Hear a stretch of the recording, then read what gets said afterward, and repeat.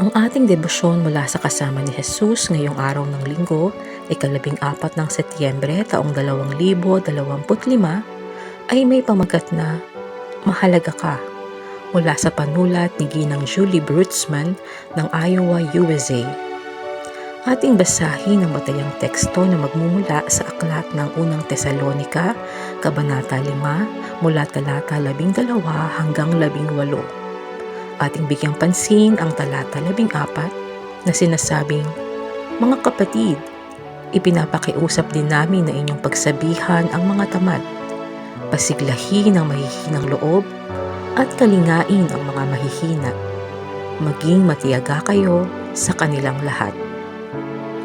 Mula pa noong 2016, aktibo na ako sa ministeryo para sa mga bilanggo.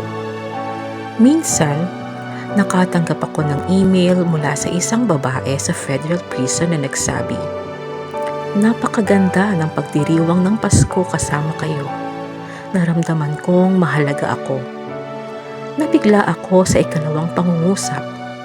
Naisip ko, syempre mahalaga ka sa akin at lalo na sa Diyos.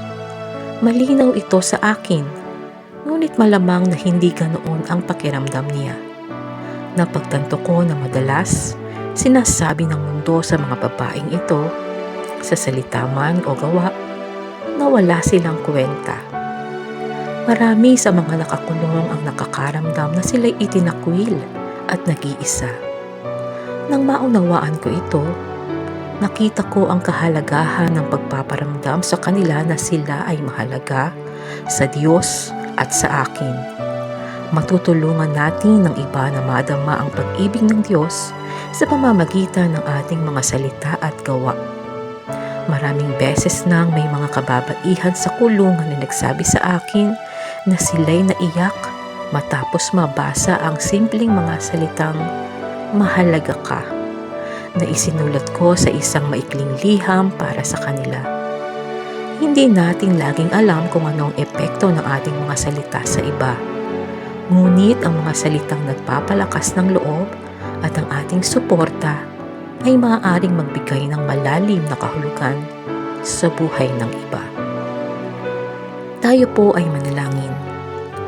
Mahal naming Panginoon, tulungan mo po kaming abutin ang aming kapwa na may kabaitan, pagpapalakas ng loob, suporta at pag-ibig upang malaman nila kung gaano sila kahalaga sa iyo. Amen. Atin pong ipapanalangin ngayong araw ang mga babaeng nakabilanggo. Atin din pong isipin ngayong araw, maaari kong palakasin ang loob ng iba sa pamamagitan ng aking mga salita at gawa. Magandang araw po sa ating lahat mga kapatid at salamat sa pakikinig.